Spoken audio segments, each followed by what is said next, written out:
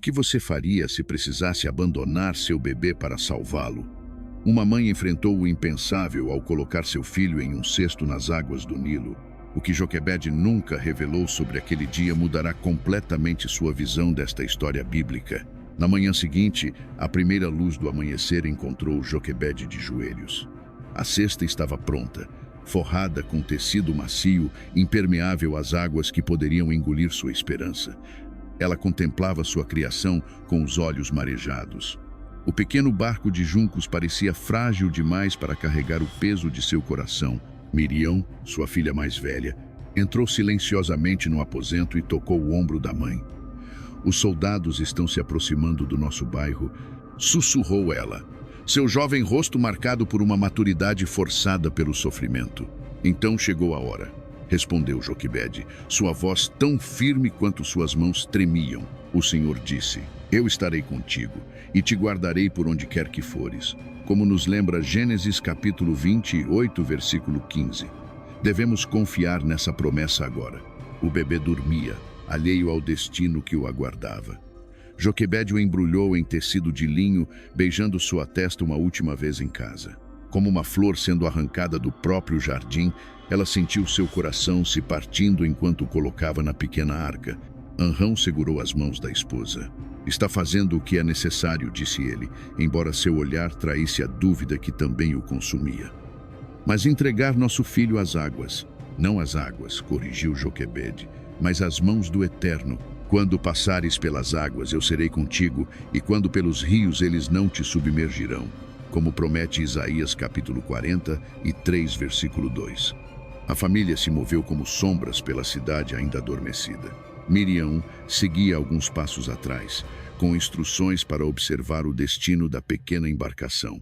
Arão, o filho do meio, permaneceu em casa, demasiado jovem para compreender, velho demais para ser poupado da verdade. Às margens do Nilo, onde os juncos cresciam altos, Joquebede se ajoelhou. O rio que havia engolido tantos bebês hebreus agora receberia mais um, mas este, ela rezava, teria um destino diferente. As mesmas águas que traziam morte poderiam trazer vida, se assim fosse a vontade divina. "Meu filho", sussurrou ela, seus lábios roçando a testa do menino adormecido, "que o Deus de Abraão, Isaque e Jacó te proteja onde minhas mãos não podem mais alcançar." Ela colocou a cesta entre os juncos, precisamente onde sabia que a filha do faraó costumava se banhar. Suas mãos hesitaram um momento antes de soltar a pequena arca, como se cada fibra de seu ser se recusasse a cumprir o que sua mente havia decidido.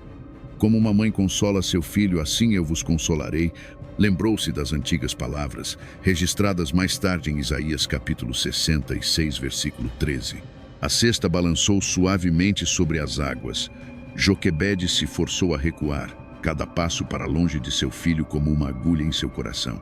Escondida entre as árvores da margem, ela observou a pequena embarcação que carregava seu maior tesouro. O que ela não sabia naquele momento de desespero é que sua fé estava escrevendo uma história muito maior. Enquanto se afastava com passos pesados, deixando para trás um pedaço de sua alma flutuando nas águas do Nilo, o céu pareceu escurecer mais uma vez. Mas nas sombras entre os juncos, Miriam permaneceu vigilante, seus olhos fixos na cesta que dançava suavemente sobre as ondas. Não demorou muito até que o ruído de vozes femininas e o tinir de joias preenchessem o ar da manhã. A procissão real se aproximava do rio. E Joquebede, agora distante, não podia ver o que o destino, ou melhor, o que Deus havia preparado. A filha do faraó, adornada com ouro e linho fino, descia para seu banho matinal, inconsciente de que estava prestes a se tornar instrumento nas mãos do Deus de Israel. A cesta balançou e começou a derivar em direção ao grupo de nobres egípcias. E então, como se o próprio Nilo quisesse cooperar com o plano divino, uma pequena onda empurrou a frágil embarcação para fora dos juncos, em direção ao local exato onde a princesa acabava de entrar na água. O Nilo fluía como uma serpente dourada sob o sol nascente, enquanto a pequena arca navegava entre os juncos. Miriam, com seus passos leves e o coração acelerado, seguia a margem, escondendo-se entre a vegetação alta. Seus olhos jamais abandonavam aquele frágil barquinho que carregava seu irmão. Guarda-me como a menina do olho, esconde-me à sombra das tuas asas. As palavras do Salmo capítulo 17, versículo 8, pareciam ecoar no ritmo de seus passos apressados. Não muito longe dali, na magnífica casa real, a filha de Faraó sentia uma inexplicável inquietação. Durante toda a manhã, algo a chamava para o rio, como se uma voz silenciosa a convidasse para um encontro com o destino. Seus servos preparavam os óleos perfumados e as toalhas de linho fino para seu banho ritual, sem saber que aquela manhã não seria como as outras. Joquebede, por sua vez, havia retornado ao humilde casebre, onde Anrão, seu marido, aguardava em silêncio torturado. Ele a abraçou sem palavras. O que poderiam dizer que já não estivesse gravado nas lágrimas que compartilhavam? O que fizemos? Sussurrou ele finalmente, a voz embargada. Entregamos nosso filho às águas. Joquebede ergueu o olhar para ele, revelando uma força que surpreendeu até a si mesma. Não, meu amado. Não o entregamos às águas, mas sim às mãos do Altíssimo, lançando sobre ele toda a vossa ansiedade, porque ele tem cuidado de vós, como nos ensina 1 Pedro capítulo 5, versículo 7. O que ninguém além dela sabia era que Joquebede havia feito mais do que apenas preparar a pequena arca. Na noite anterior, enquanto todos dormiam, ela havia cortado uma mecha de seu próprio cabelo e a entrelaçado com fios do cabelo de Anrão e de seus outros filhos, criando um cordão que simbolizava a união familiar que nem mesmo o decreto do faraó poderia romper. Este pequeno talismã familiar, escondido junto ao amuleto com a linhagem levítica, era seu segundo segredo, uma forma de manter o filho ligado ao seu sangue e à sua história, mesmo que crescesse longe deles. No palácio, a princesa egípcia sentia o calor aumentar e decidiu que não podia mais esperar. "Preparem minha liteira", ordenou com uma autoridade que não admitia questionamentos. Enquanto era carregada em direção ao Nilo, um estranho pressentimento crescia em seu peito, não de temor, mas de expectativa, como se o rio guardasse um presente destinado apenas a ela. Miriam, escondida entre os papiros, viu a comitiva real se aproximar e conteve a respiração. A pequena arca havia parado justamente onde as águas formavam uma pequena enseada, como se o próprio rio a tivesse guiado para aquele ponto exato, para aquele momento preciso. Os passos do homem são dirigidos pelo Senhor. Como, pois, poderá o homem entender o seu caminho? Dizia Provérbios, capítulo 20, versículo 24, e nunca essas palavras pareceram tão verdadeiras. A princesa desceu de sua liteira, seus pés delicados tocando a areia morna da margem. Foi então que um choro frágil, porém determinado, atravessou a brisa matinal. As servas trocaram olhares confusos, mas a filha de Faraó já havia identificado a origem daquele som. Seus olhos encontraram a pequena arca entre os juncos, balançando suavemente como um berço embalado pelas águas. "Tragam-na para mim", ordenou, apontando para a cesta. Uma das servas entrou na água rasa e alcançou o pequeno barco, trazendo-o cuidadosamente até sua senhora. Quando a princesa se inclinou sobre a arca e removeu a cobertura, seus olhos se encontraram com os do bebê. O tempo pareceu suspender-se naquele instante. O pequeno Moisés, como se reconhecesse seu destino, parou de chorar e fixou seu olhar no rosto da mulher que o Eterno havia escolhido para ser seu abrigo. O que a princesa não percebeu foi o brilho que emanou do pequeno amuleto costurado no forro da cesta, um brilho que só os olhos da fé poderiam discernir, mas que selou, naquele momento, uma aliança entre dois mundos que mudariam para sempre o curso da história de Israel. O dia em que Joquebede precisou devolver seu filho ao palácio permaneceu gravado em sua memória como uma cicatriz invisível.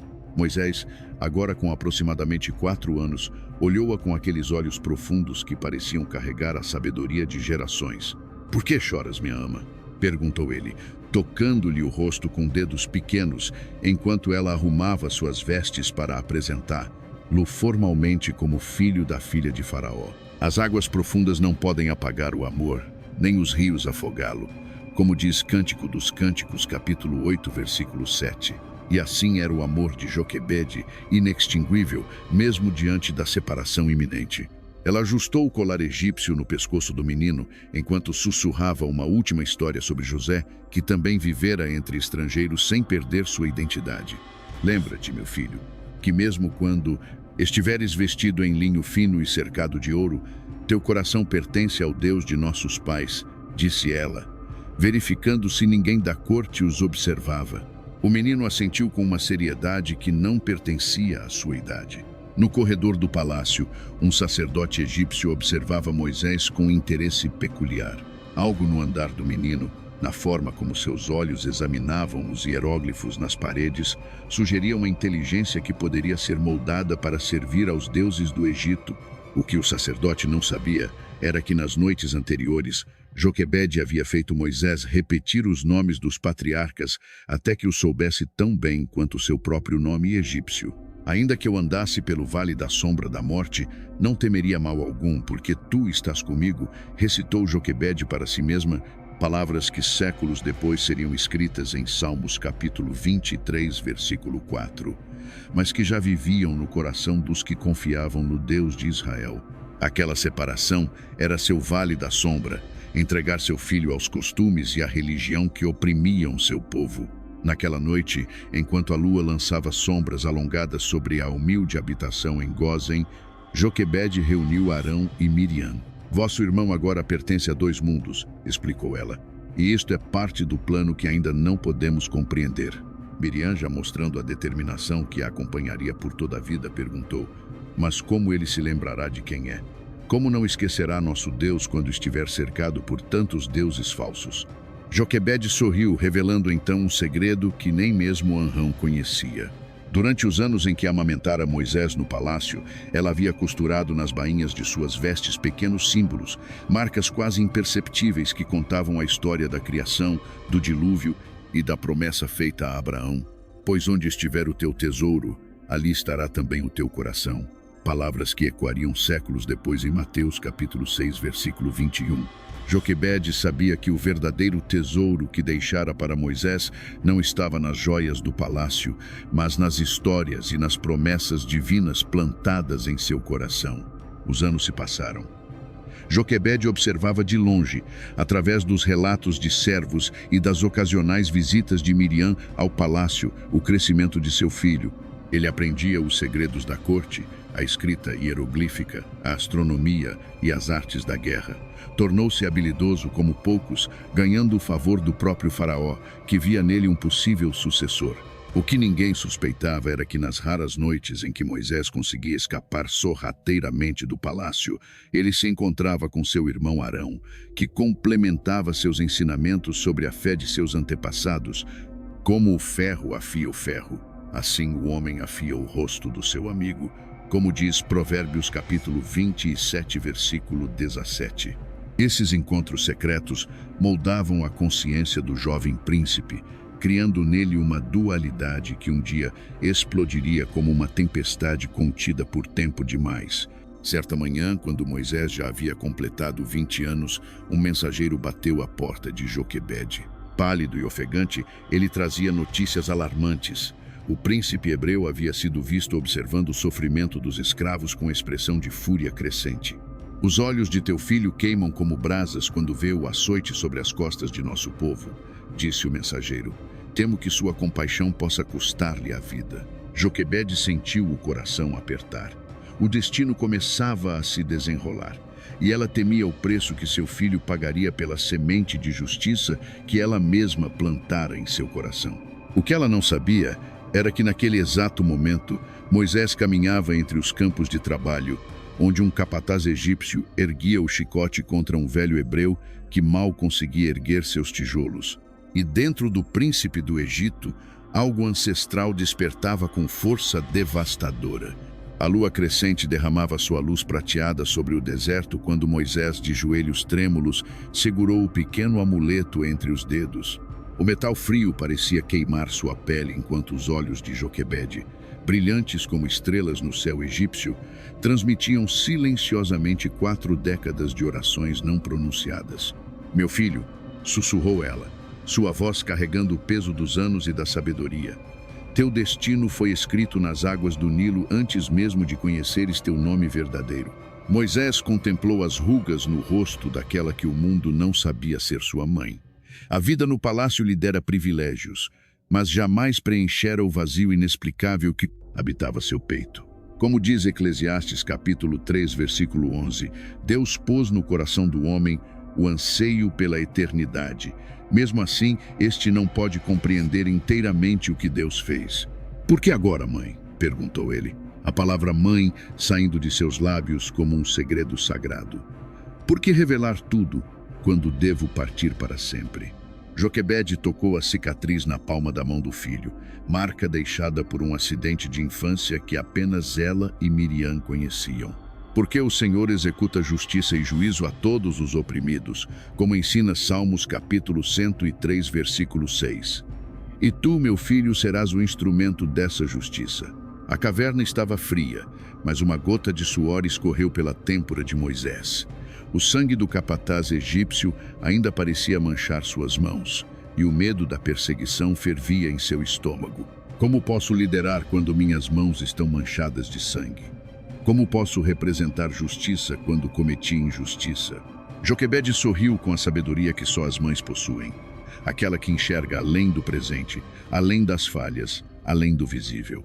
Antes que te formasse no ventre te conheci, e antes que saísses da madre te santifiquei.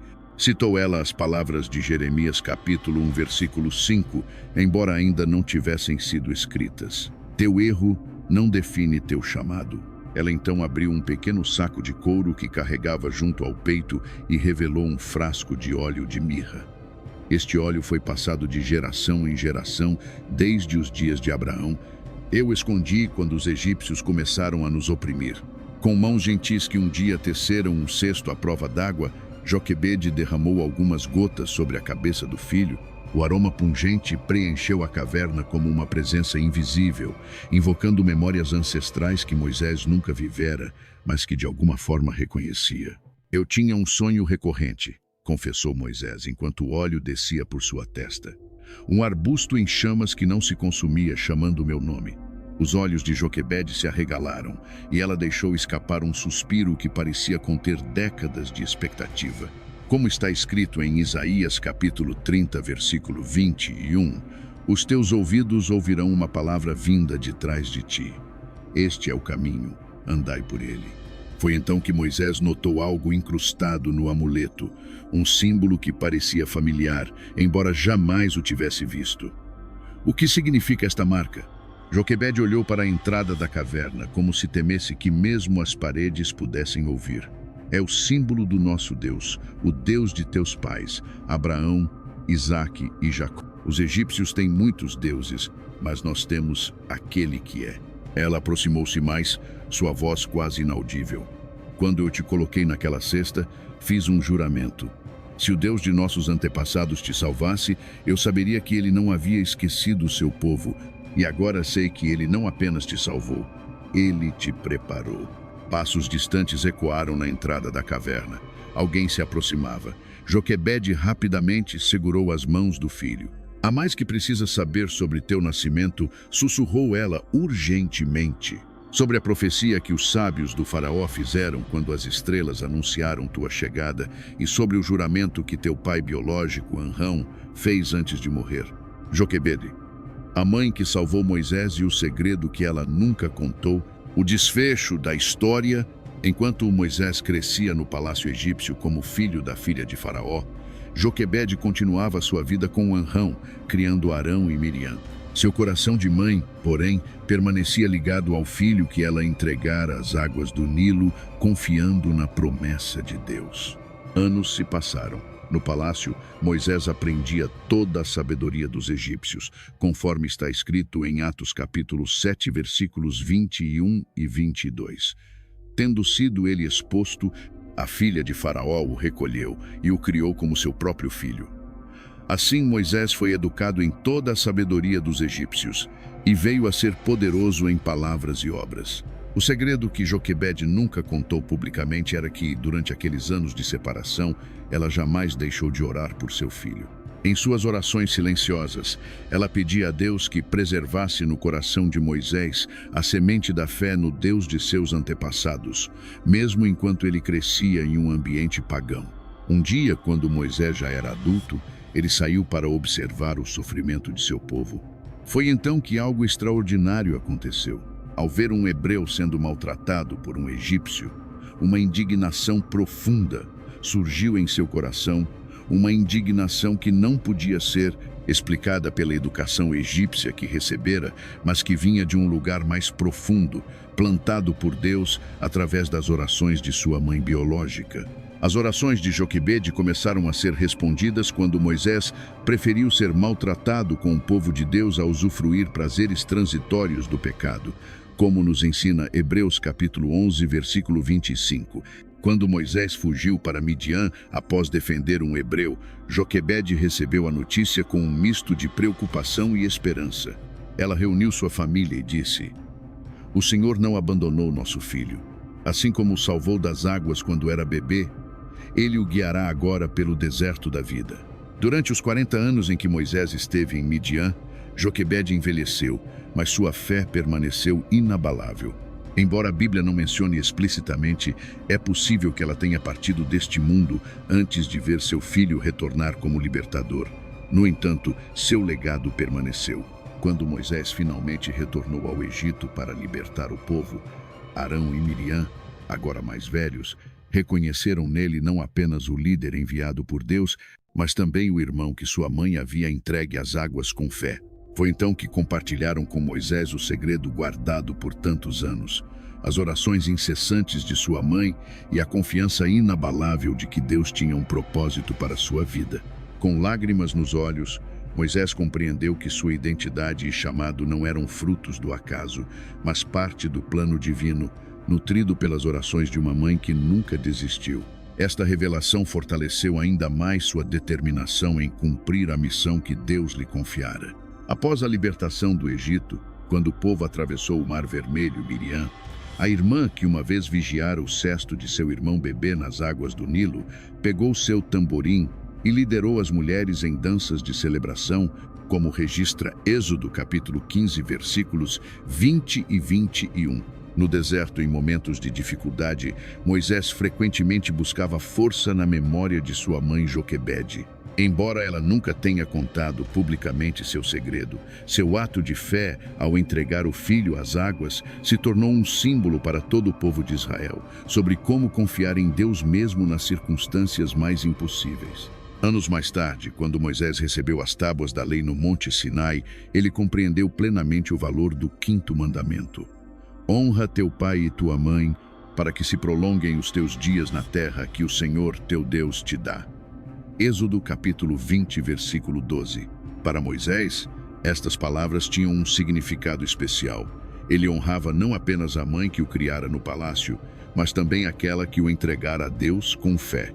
A história de Joquebede nos ensina que nenhum ato de fé é desperdiçado diante de Deus. Como está escrito em Hebreus capítulo 11, versículo 6. Sem fé é impossível agradar a Deus, pois quem dele se aproxima precisa crer que ele existe e que recompensa aqueles que o buscam.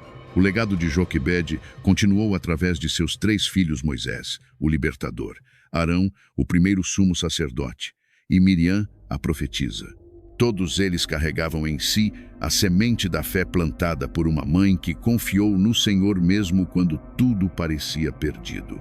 A vida de Joquebede é um testemunho do que Deus proclamou em Isaías capítulo 55, versículos 8 e 9. Porque os meus pensamentos não são os vossos pensamentos, nem os vossos caminhos, os meus caminhos, diz o Senhor. Porque assim como os céus são mais altos do que a terra, assim são os meus caminhos mais altos do que os vossos caminhos, e os meus pensamentos mais altos do que os vossos pensamentos. O segredo que Joquebede nunca contou publicamente, suas orações constantes e sua confiança inabalável no plano divino, tornou-se o fundamento invisível sobre o qual Deus construiu a libertação de uma nação inteira. E assim, em cada geração que se seguiu, as mães israelitas contavam aos seus filhos a história de Joquebede, ensinando-lhes que a fé de uma única pessoa pode mudar o destino de todo um povo. Como está escrito em Provérbios capítulo 30 e versículo 30, enganosa é a graça, e vã a formosura, mas a mulher que teme ao Senhor, essa será louvada. Enquanto as águas do Nilo continuavam a fluir através das gerações, o legado de fé de Joquebede fluía ainda mais forte no coração do povo de Deus, lembrando a todos que, Quando entregamos nossos maiores tesouros nas mãos do Senhor, Ele pode transformá-los em instrumentos de libertação e esperança para muitos. Se gostou desse vídeo, deixe o like e se inscreva. Comente sobre o que achou, pois isso ajuda bastante no crescimento do canal. Muito obrigado e que Deus nos abençoe. Até a próxima.